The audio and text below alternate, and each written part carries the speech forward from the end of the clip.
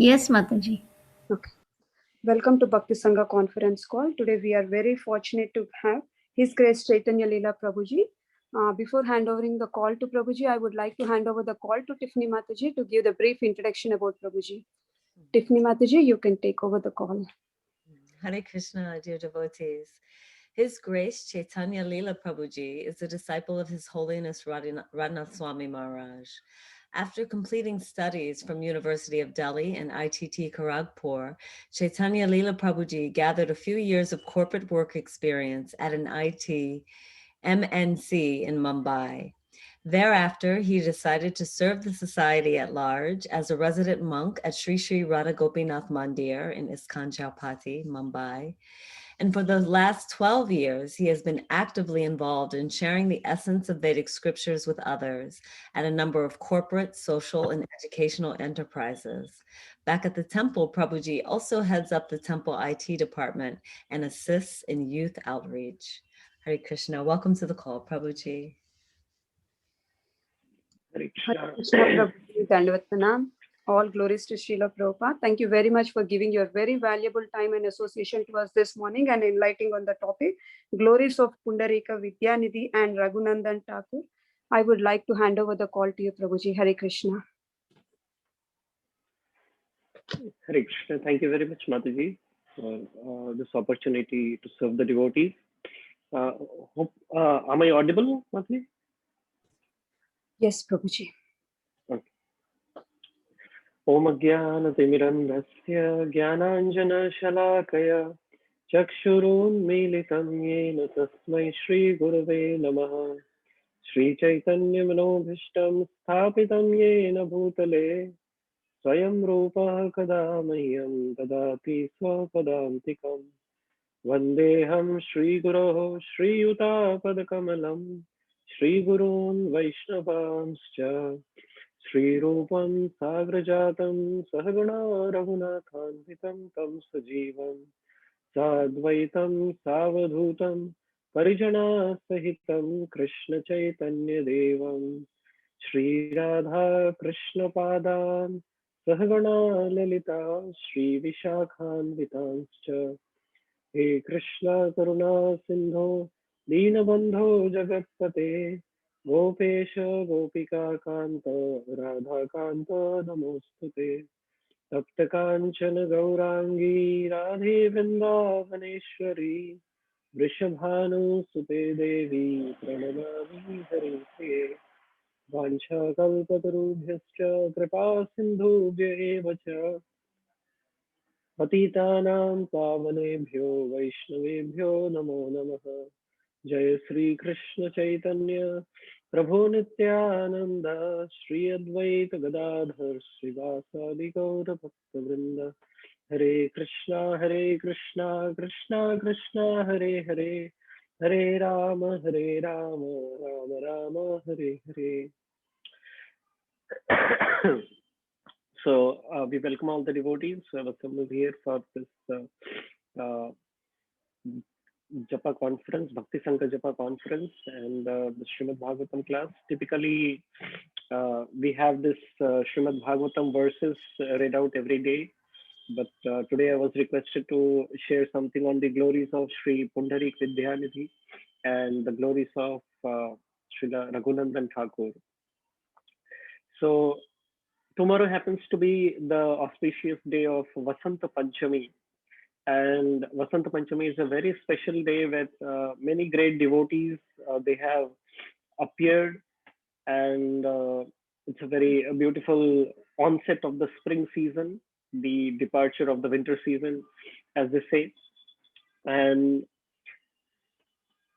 typically, if we look at Sri Chaitanya Charitamrita, we find that Sri Chaitanya Charitamrita does not only glorify the activities of the Supreme Personality of Godhead, but along with the activities of the Supreme Personality of Godhead, Srila Krishnadas Kaviraj Goswami, in this beautiful masterpiece, he also very elaborately he describes about the pastimes of the associates of Sri Chaitanya Mahaprabhu.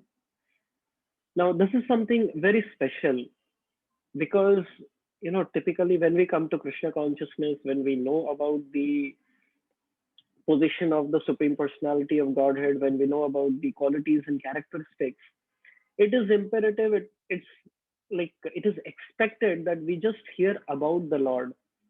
But then when we look at a literature like Sri Chaitanya Charitamrita, we find that a vast majority of the composition describes about the pastimes and the position of the devotees of Sri Chaitanya Mahaprabhu.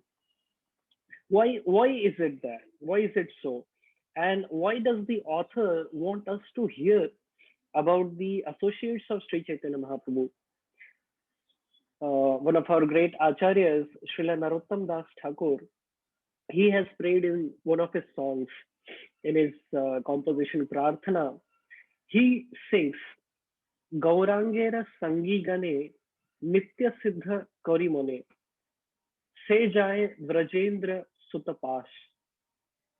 And the translation says, anyone who has understood that the associates of Lord Chaitanya are eternally liberated souls immediately become eligible to enter into the abode of Krishna, the son of Nanda Maharaj, in Vrindavan in his next birth.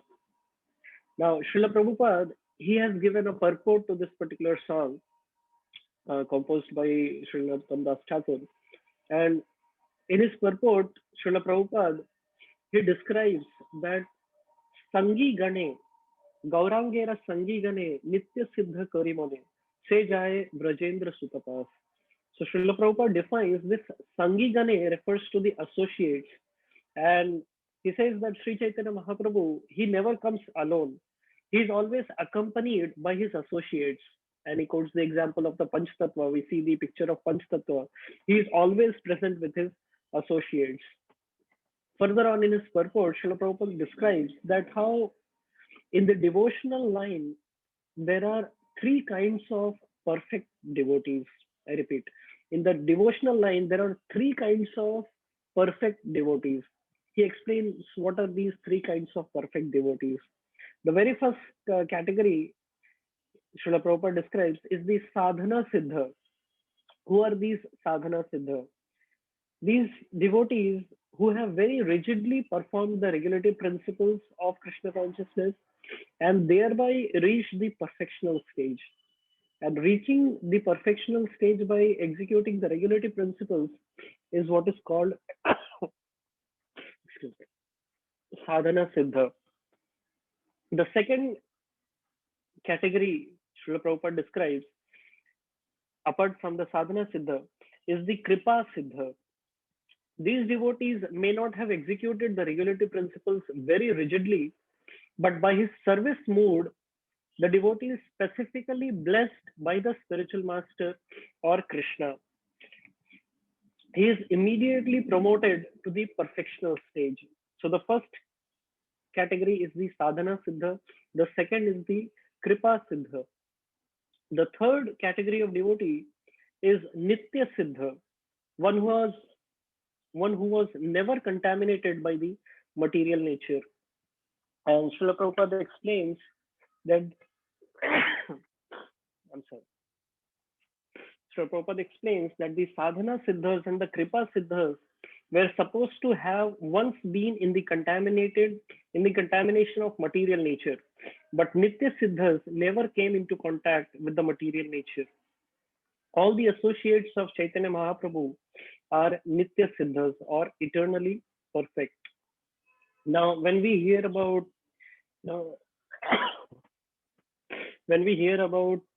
these three categories of devotees, about the sadhana siddha devotees, about the kripa siddha devotees, and the nitya siddha devotees, if we ask ourselves, where do we fall in? And sorry, I just have a running nose today. So definitely none of us fall in the, I mean, at least I can talk about myself in the, nitya siddha stage, because if we look at our habits, if we look at our past conditionings, we find that yes, there had been a lot of contamination of the material nature, and maybe some of them are still, lingering along.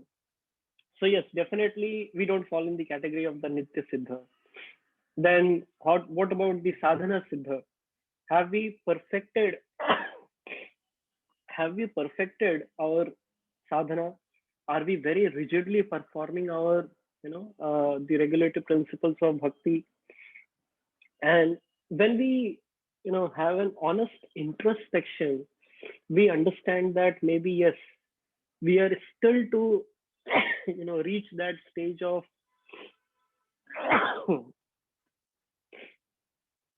we are still to reach that stage of perfecting our sadhana and becoming a sadhana siddha. But then, yes, there is some hope for us when it comes to becoming kripa siddha. And therefore, Srila Prabhupada, he, gives us that hope that this is very much possible. And therefore, one shouldn't leave any stone unturned when it comes to receive the mercy in whichever form it comes. And one of the very strong sources of the mercy of the Supreme Lord is through his devotees. And therefore, we find that in all the different purports of Sri Chaitanya Charitamrita, Srila Prabhupada has very repeatedly, he has described in great detail about the, different places where the different devotees of Sri Chaitanya Mahaprabhu, they appeared. And even, what's the type of temple that exists there? How can someone reach over there? And when we discuss about Sri Pundarik Vidyanidhi, Srila Prabhupada writes, there is a place in the district of Chattagram in East Bengal that is known as Hatta Hajari. Just look at the amount of detail that Srila Prabhupada embarks onto. There is a place in the district of Chattagram in East Bengal which is known as Hatta Hajari.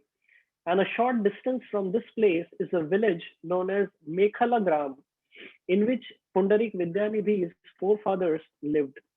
One can approach Mekhala Gram from Chattagram either on horseback, by bullock cart, or by steamer.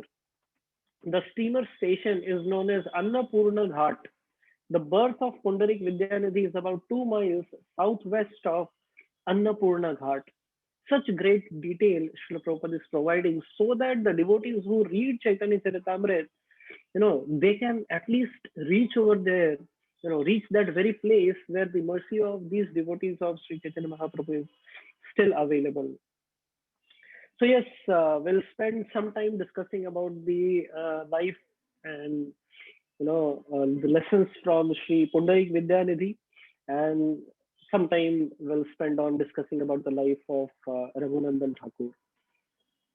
So Pundarik Vidyanidhi it is described that he was a disciple of Srila Madhavendra Puri, and he appeared on the day of Vasantha Panchami, which happens to be tomorrow. And it is mentioned that, just like we read in the purport, that the original home of Sri Pundarik Vidyanidhi was in East Bengal, in a village near Dhaka. The name of the village was Baghiya. And Srila Bhaktisiddhanta Saraswati Thakur, in his commentaries, he writes that the family of Sri Pundarik Vidyanidhi were, at odds with another group of Brahmanas at that particular village, and the family of Pundarik Vidyanidhi was ostracized from that place, and that is how they came towards and they shifted eventually to Vrindavan. And he writes that even now some descendants of Sri Pundarik Vidyanidhi are present in Vrindavan. And it is described that Pundarik Vidyanidhi is none other than Vrishabhanu Maharaj in Krishna Lila, the father of Srimati Radharani. Chaitanya Charitamrita mentions in the Adi Lila, Bada Sakha Gadadhar Pandit Gosai, Teho Lakshmi Rupa Tara Sama, Keho Nai. No, I'm sorry. Pundarik Vidyanidhi, Bada Sakhi Jani, Yara Naam Laya Prabhu, Kandila Apani. Pundarik Vidyanidhi, the third big branch was so dear to Lord Chaitanya Mahaprabhu that in his absence, Lord Chaitanya himself would sometimes cry. And it is explained that Sri Chaitanya Mahaprabhu used to call him as his father in the mood of Srimati Radharani, and he had given him the title of Prema Nidhi. And later on, it is explained that Sri Pundarik Vidyanidhi, he became the spiritual master of Gadadhar Pandit, and he was a great friend of Sri Swarup Damodar Goswami. Just give me a couple of minutes.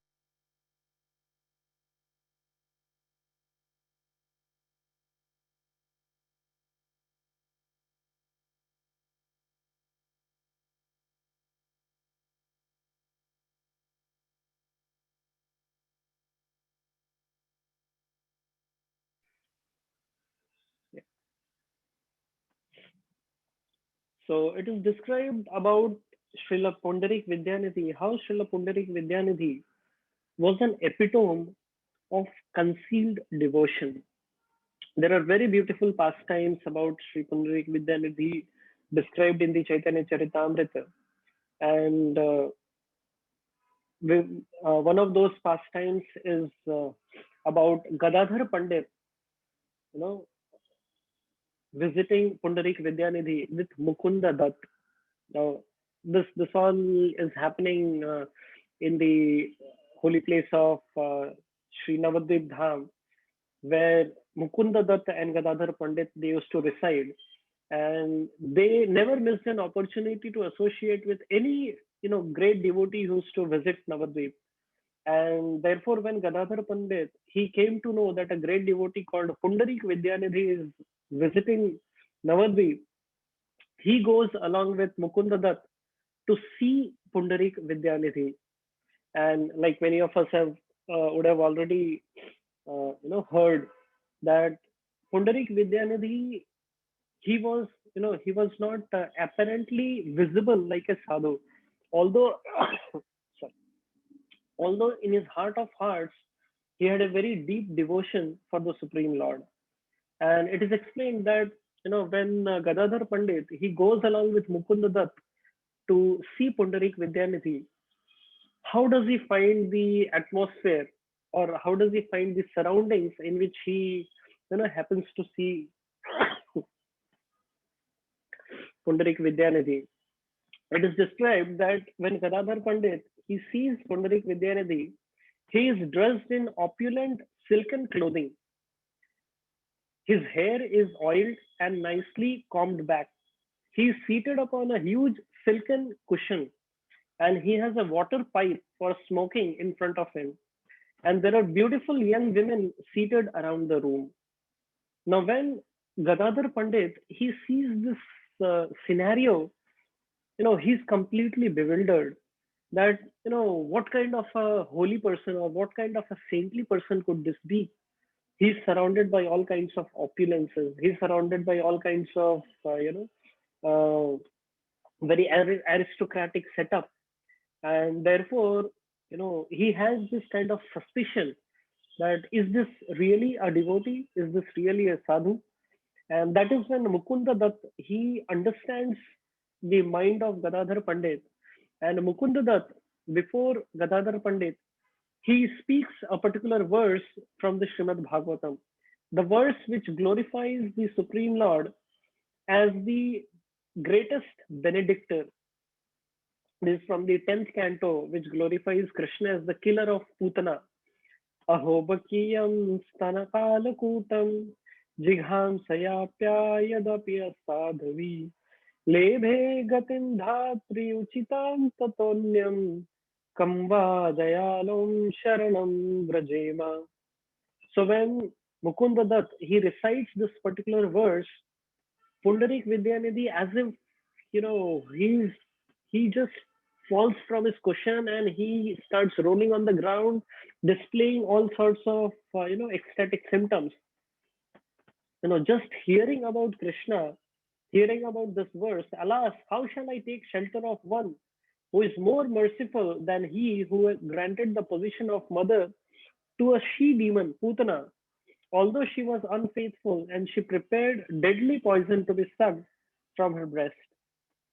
So when Pundarik Vidyanidhi hears such a glorification of Krishna, he is like completely flabbergasted, and he's like completely, absorbed in the thoughts of Krishna. And when Gadadhar Pandit, he sees this, reaction of Pundarik Vidyanidhi, Gadadhar Pandit is very much humbled, and he understands that, you know, I was really at fault, and sort of rectification, he accepts as a matter of humility. He accepts Pundarik Vidyanidhi as his spiritual master. Now, this is something which is very important for us to know and understand, that when we, associate with devotees, because of our material conditionings, there is a strong impetus, there is a, sort of a habit to judge them based on how we see them before us. And that is where we could go wrong. As the Shastra says, Vaishnavera Kriya Mudra Vigyana Bujhai. Even an intelligent person can't understand about the, Kriya and Mudra, about the activities and about the, disposition of a Vaishnava. And therefore, one has to be very cautious. So here we see that even though Pundarik Vidyanidhi was surrounded by all sorts of opulence, still he had that devotion very much concealed within his own heart. There is another pastime described in the Chaitanya Bhagavat, which demonstrates that how Pundarik Vidyanidhi was very much dear to the Supreme Personality of Godhead himself. So it is described that one time Pundarik Vidyanidhi, along with his friend Srila Swarup Damodar Goswami, they go to the Jagannath temple to celebrate the festival of Odhana Shasti. Now, this festival of Odhana Shasti, this festival indicates that from that particular day forward, a winter covering should be given to Lord Jagannath.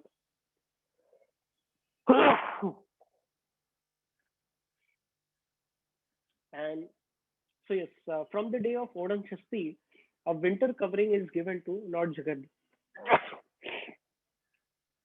This covering is directly purchased from a weaver. And according to the Archana Marg, according to the Archana Marg, the clothes should first be washed to remove all the starch, and then it can be used to cover the Lord. So the pastime dictates that how, Pundarik Vidyanidhi, he saw that Lord Jagannath was given a starched garment.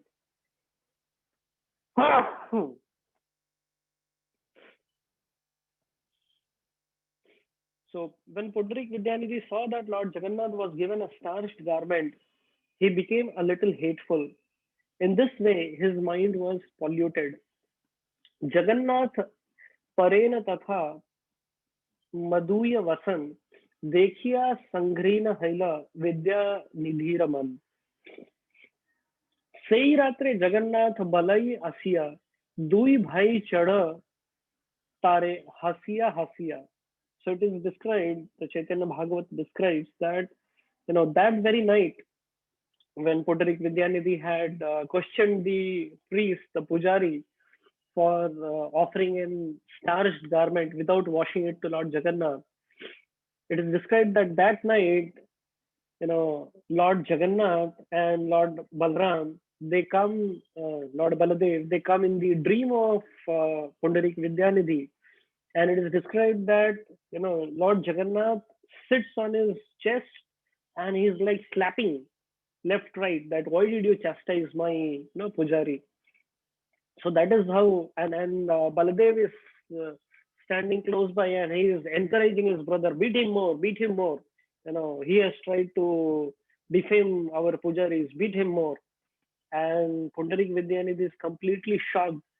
And it is explained that it was not just a dream. That night, the brothers, Lord Jagannath,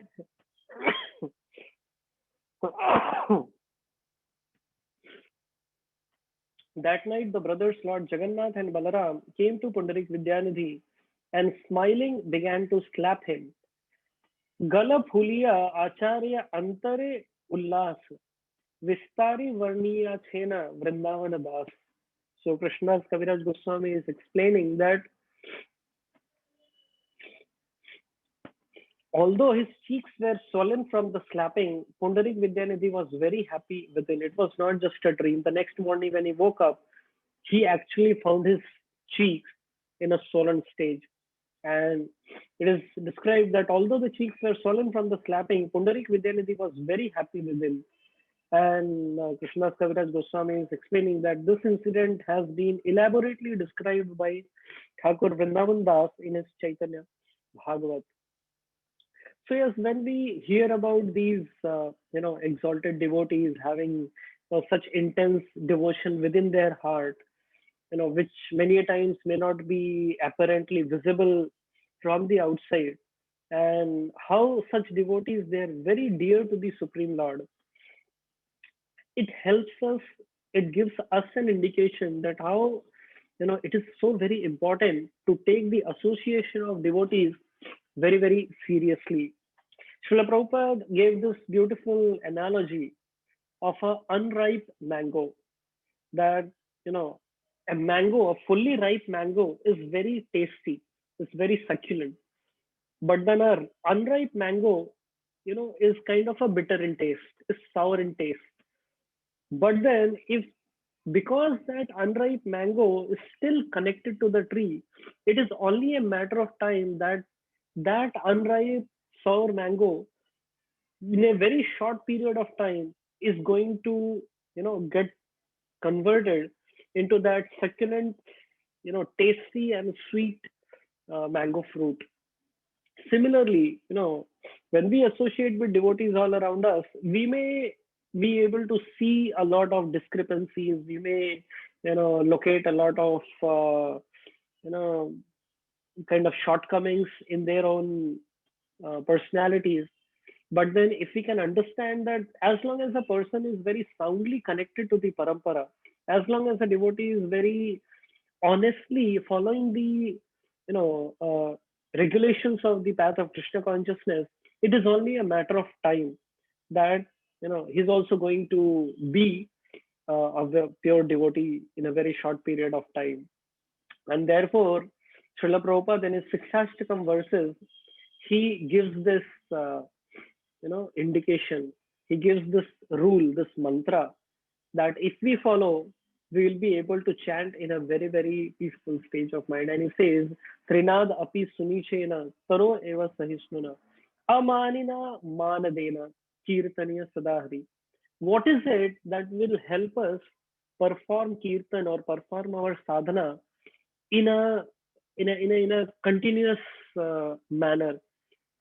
And that is what uh, amanina manadena, respecting every devotee irrespective of the situation that they may be in. And therefore many times judging others devotions by externals could be very very risky. And typically we have this we sometimes we fall into this trap that we kind of understand a devotee based on the external appearances, or based on the achievements. If someone is chanting just 2 rounds, someone is chanting he's like we may think he's a beginner, and someone may be chanting 16 rounds for many many years, he is considered to be a very senior person.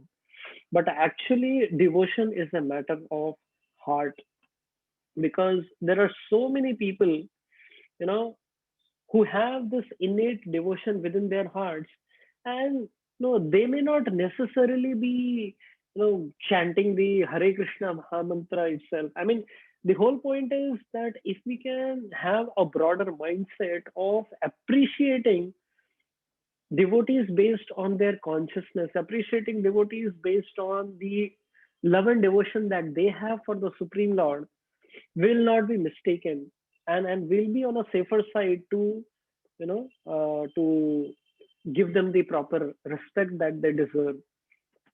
And that is how this particular example of Sri Pundarika Vidyanidhi is very, very instructive for all of us to understand that how even though Pundarika Vidyanidhi, he was present amidst all sorts of opulences, still for not even a single moment he was away from Krishna. And therefore it is not the opulences themselves or the lack of opulences themselves which define our attachment or detachment. It is, how we are connected to the Supreme Lord deep within our heart. What is our commitment to please the Supreme Lord? What is our, commitment to be very strong in our own practice of Krishna consciousness? So devotion is actually a very internal thing, and that is when, we instead of evaluating based on the externals, if we can evaluate ourselves based on, the internals, I think that will help us go a long way in very soon receiving the mercy of the Supreme Lord, Sri Krishna. So I guess this is what we learned from the beautiful example of Sri Pundarik Vidyanidhi, whose appearance day happens to be tomorrow on the day of Vasantha Panchami. We'll also discuss something about the glories of Sri Raghunanadan Thakur. He's another very great associate of Sri Chaitanya Mahaprabhu. I'll take a couple of seconds from all of you.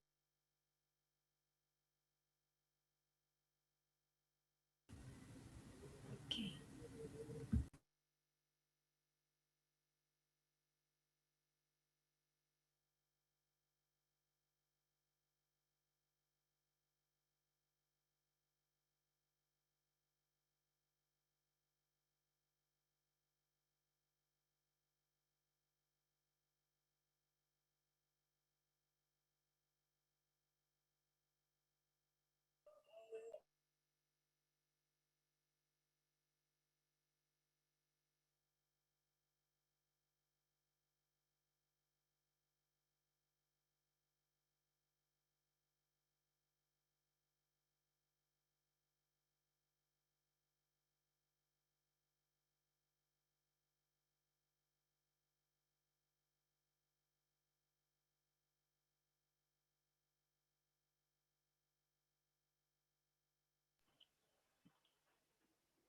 Yeah. So we're discussing about the glories of Sri Raghunanadan Thakur. So it is described the identity of Sri Raghunanadan Thakur in Sri Kavi Karnapur, who is a very acclaimed writer of the Gaudiya Vaishnava history. Sri Kavi Karnapur, in one of his compositions, the Gaura Ganodesha Deepika, he describes about the position of Sri Raghunanadan Thakur. And it is described that Sri Raghunanadan Thakur was Kandarpa Manjiri. He was one of Krishna's sons in Dwarka, whose name was Kandarpa in his in the Krishna Lila. And originally he is an expansion of Pradyumna, the original Chaturvyuha, Sankarshan, Aniruddha, Pradyumna, and Vasudev. So he's an expansion of Pradyumna. And it is described that the background of Raghunanadan Thakur was the son of Sri Mukunda Das. And Sri Mukunda Das, along with two of his other brothers, Madhav Das and Sri Narahari Sarkar Thakur. These three brothers, Sri Mukunda Das, Madhav Das, and Sri Narahari Sarkar, these three brothers lived in the village of Sri Khanda, which is close to the present day Katwa gram. And it is described that Raghunandan was the son of Sri Mukunda Das, who was born in the year 1432 Sakabda in a village known as Sri Khanda in the Bardhaman district of West Bengal. And once again, Srila Prabhupada is explaining that how this village of Sri Khanda is he describes the exact location of the particular village.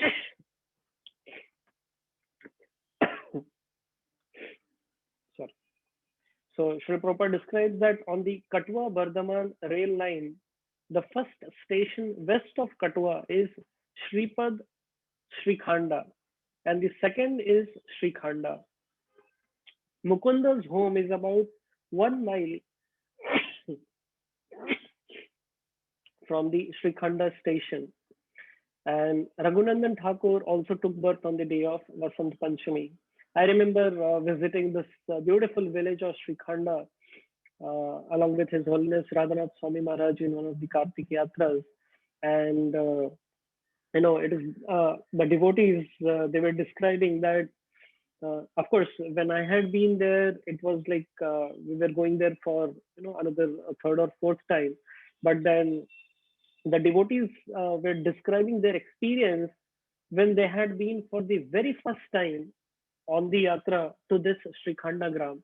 And it is described that when these devotees, when the our Kartik Yatra devotees, they had reached Srikhanda for the very first time, all the residents of Srikhanda Gram, they when they heard the Harinam Sankirtan and they saw all these, Hare Krishna devotees coming into their village, all the people from this Shikhanda Gram, they came out of their homes with Arati lamps and they were offering Arati to the devotees.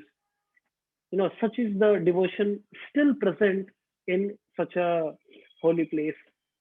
And it is described that Sri Mukunda Das himself, he was a very exalted soul, the father of Raghunandan Thakur.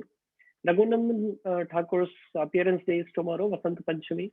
And the father of Raghunandan Thakur, Sri Mukunda Das, it is described that he was himself a very exalted soul. He was a doctor in the court of the then Muslim king.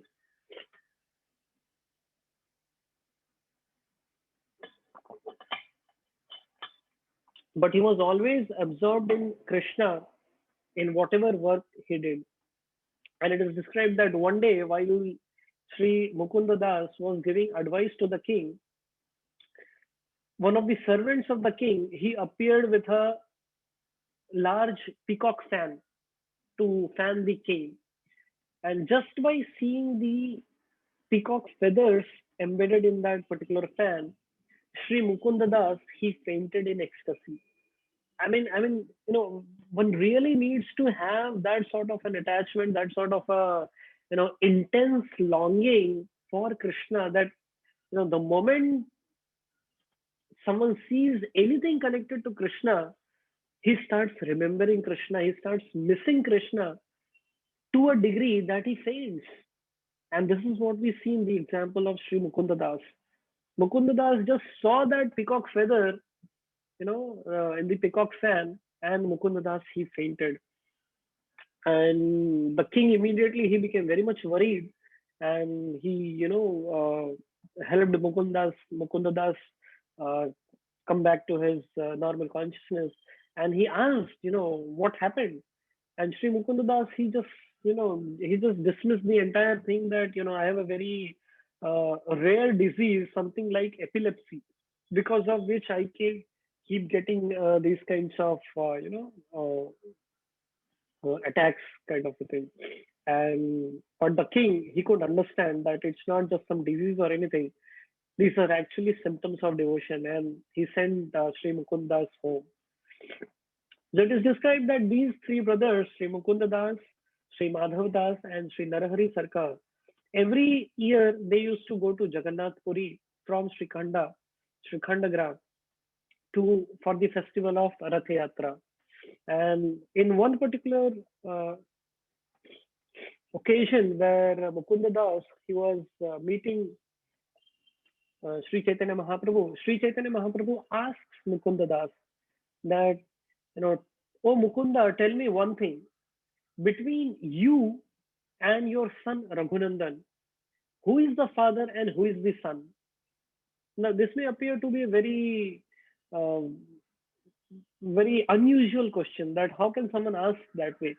That, the father is obviously, he looks like a father and the child is a child, but still Sri Chaitanya Mahaprabhu is asking, who is the father and who is the son? And without thinking twice, Sri Mukunda Das, he replies to Sri Chaitanya Mahaprabhu that definitely Raghunandan is my father. And he gives the reason why he speaks that way. He says that through him, I have found Krishna consciousness. So he is really my father. And even Sri Chaitanya Mahaprabhu, he attests to it. He says, your judgment is perfectly correct. Whoever gives us Krishna Bhakti is our Guru and is our Father. And that is how, Sri Chaitanya Mahaprabhu, he attests, the answer of Sri Madhavadas and Sri Mukundadas, I'm sorry. And that is how Sri Chaitanya Mahaprabhu, he also orders the little Raghunandan to serve the deities without thinking of anything else. But the question is, how could Raghunandan give Krishna Bhakti to his father? So there is this beautiful incident that that took place, and it's a very celebrated incident, and I guess most of us have already heard it. But then the more we hear about such incidents, the more it bolsters the more it strengthens our faith in the deity worship of the Supreme Lord. So it is explained that in the village of Srikhanda, in the house of Sri Mukunda Das, the worship of the Gopinath deity had been going on for a very long period of time. And it is explained that how, because of his medical duties, one day Sri Mukunda Das, he had to go out of his house, and he could understand that that particular day he could not offer the bhoga to Lord Gopinath. So he called his son Raghunandan, and he instructed Raghunandan that, I'm going out for this job, which is very important. I can't miss it, and therefore today you will have to offer bhoga to Lord Gopinath. So very well, Raghunandan very much agreed. And when the father went, the mother prepared the entire bhoga plate and asked Raghunandan to offer it to the deity of Gopinath. So Raghunandan, he took this bhoga plate and he put it before the deity, and he chanted the mantras and everything.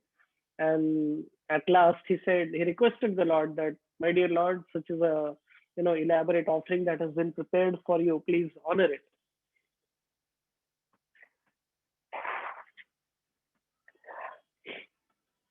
And when Raghunandan, he spoke with such childish, innocent devotion, the deity of Gopinath actually spoke up. And Sri Gopinath, he spoke to Raghunandan that, you have offered me this bhoga with such love and devotion. I completely accept your offering, and I am very much pleased by your offering.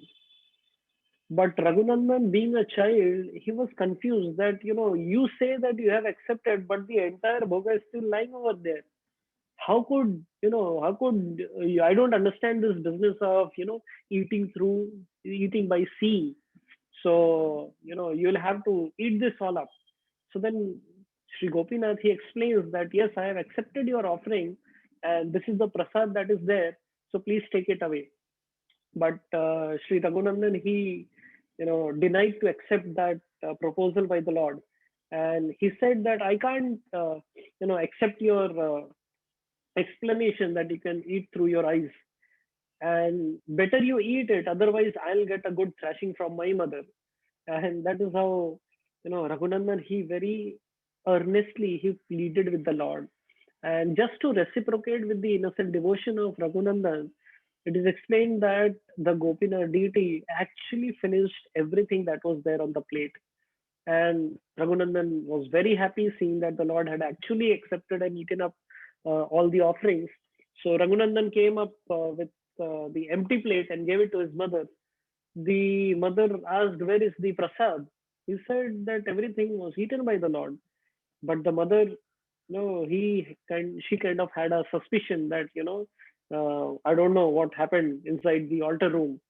And when Sri Mukunda Das, he comes back home, he asks for the prasad. Where is the prasad? And the mother, she replies that better ask your son. So, and she explains the entire thing that took place. And that is when Sri Mukunda Das, he could understand that, the small Raghunandan is not an ordinary soul. And just to, test him once again, he says that he asked Raghunandan, can you offer this one laddu also to the Supreme Lord, to Lord Gopinath? And Raghunandan once again took this laddu and went before Lord Gopinath. And here was Sri Mukunda Dutt. He was watching from a distance. He was looking in through a window. And once again, small Raghunandan, he, asked the Lord to to honor the laddu. And the Lord once again said that, I am definitely honoring by my glance. So please take it as prasad. But Raghunandan was very insistent that no, definitely you will have to eat it like the previous offering you kind of accepted. So again, once again, seeing the innocent devotion of Raghunandan, Lord Gopinath actually came down from the altar, and with his hand he took and ate half of the laddu that was there. And just then the Lord saw Sri Mukunda Dutt, seeing from the window. And that is when, he finished, he left that other half right in his hand. And when Mukunda Dutt, he saw, he couldn't believe his eyes, what he had just seen. And he ran and he caught hold of Raghunandan and, put up on his lap. And he was feeling so fortunate, to have been blessed by such a, great soul. And that is how it is explained that even when today someone goes to the village of Srikhanda and one goes, there is the temple of Lord Gopinath still present there, and one can actually see, a kind of replica or a sort of that half eaten laddu is still present in the hand of Lord Gopinath. That place is still there. I still remember visiting that place as well in one of our Kartik Yatras, and it's such a very beautiful place there. So yes, definitely, you know, once again, we can't estimate the devotion of a person based on external appearances, whether it is, the opulences, whether it is the age, or whether it is the devotional performances. So here we see the example of Raghunandan. No, even though he was a child, he had such a high spiritual, merit to him. And therefore, through this pastime, we understand that, you know, the importance of serving the deity form of the Lord.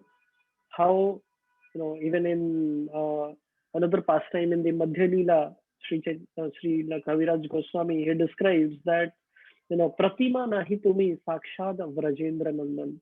He mentions this particular shloka in the pastime of Sakshi Gopal, that the deity form of the Lord is non different from the Supreme Personality of Godhead Himself. And therefore, if one very earnestly and sincerely serves the deity form of the Lord, one actually experiences that reciprocation from the Supreme Lord.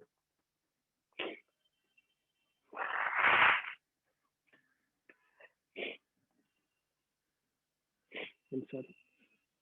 There is another pastime of Raghunandan with another devotee, Sri Abhiram Gopal Thakur. Now, who was this devotee, Sri Abhiram Gopal Thakur? It is also explained.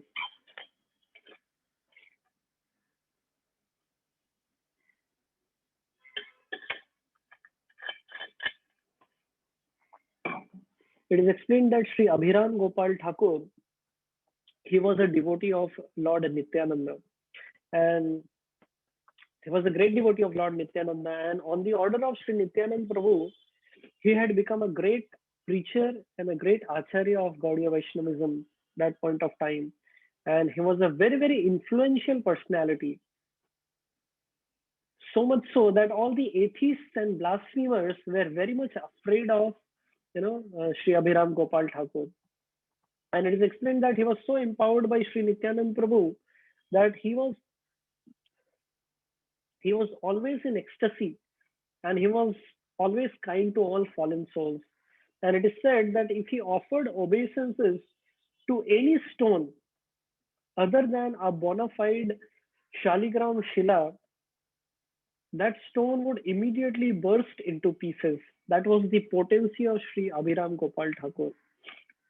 And it is said that not just the person, even if he observed of his obeisances to some person who was not a pure devotee, that person would immediately die.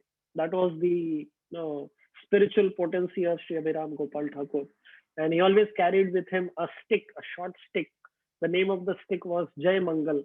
It is said that anyone whom he used to beat with that stick would get pure devotion. So now, why are we discussing about this great personality here? Because it so happened that one time, Sri Abhiram Gopal Thakur, he wished to visit Sri Khanda and see uh, Raghunandan, small Raghunandan.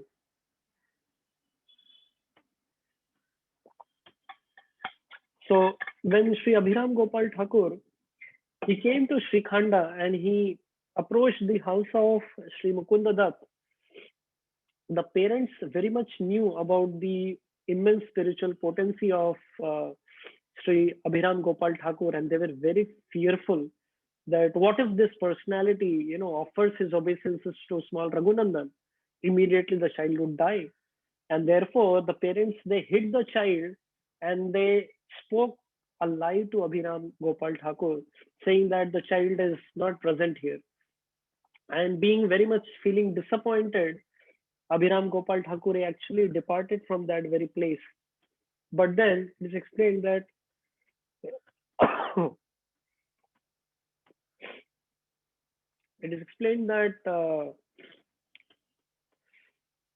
when small Raghunandan, he came to know about the when small Raghunandan, he heard that Abhiram Gopal Thakur had come to meet him, he just ran out of his house and he just ran to catch and meet Abhiram Gopal Thakur. And that is when it is described that finally he met him at Bodo Danga. And Abhiram Gopal Thakur, he paid his obeisances to Raghunandan. And lo and behold, nothing happened. And that is when it is described that they danced together in ecstasy. And another pastime took place that while dancing, along with dance of Raghunandan and Abhiram Gopal Thakur, it is explained that while dancing, Raghunandan's nupur, or the ankle bracelet, came off and fell down at a place known as Akai Hat. And today there is a temple that is known as Nupur Sarovar. There is a Sarovar there, Nupur Sarovar. And still to this date, this Nupur is worshipped at that very place near Sri Khanda. So once again, we find that, Sri Chaitanya Charitamrita is replete with the descriptions of the greatness and the spiritual potencies of, such exalted souls. And, if we can just beg for their mercy, that is when, we get that kripa of the Supreme Lord through his devotees. Just like we may not have the capacity to, go near the sun, but when the sun comes to us through the medium of the sun rays, that is when we benefit from the heat and light of the sun. So similarly, we may not be having the capacity, we may not be having the, capability to get close to the Supreme Lord himself. But if we can manage to please and, pray to the devotees of the Lord, because they are connected to the Supreme Lord, we can also aspire to receive some kripa of these devotees, and in such a manner, and by doing so, we can also, aspire to please the Supreme Lord in the best possible manner. So I think with those words, I'd like to stop here itself. I'd like to once again thank all the devotees for being here this morning, and my apologies for the interruptions today. Hare Krishna. Srila Prabhupada ki jai. Shri Gaur Bhakta Vrinda ki jai.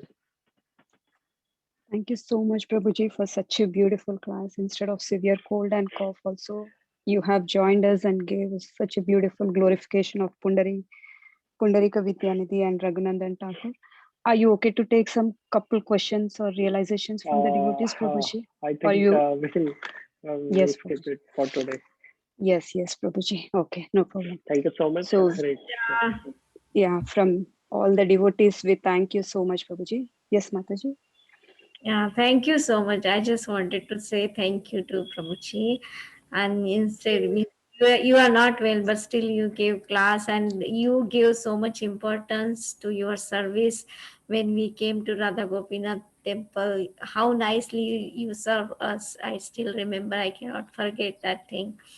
So thank you so much, Prabhuji. We are very, very grateful to your service and all this personality you explained so nicely. They appeared like they are from different world. I see peacock feather every day, but nothing happens to me. Such a hard-hearted, but Me too. Me too. Nothing happens to me as well. we are together, Mataji. thank you so much, Hare Prabhuji. Krishna. Jai Vancha Thank you so much, Prabhuji. Yadivacha patitanam pavanebhyo vaishnavebhyo namo namaha. Ananta Koti Vaishnava. Vaishnav Vrinda ki jai, Srila Prabhupada ki jai, His Grace Chaitanya Lila Prabhuji ki jai. Thank you so much, Prabhuji, once Thank you again. very much, Prabhu. Ganpat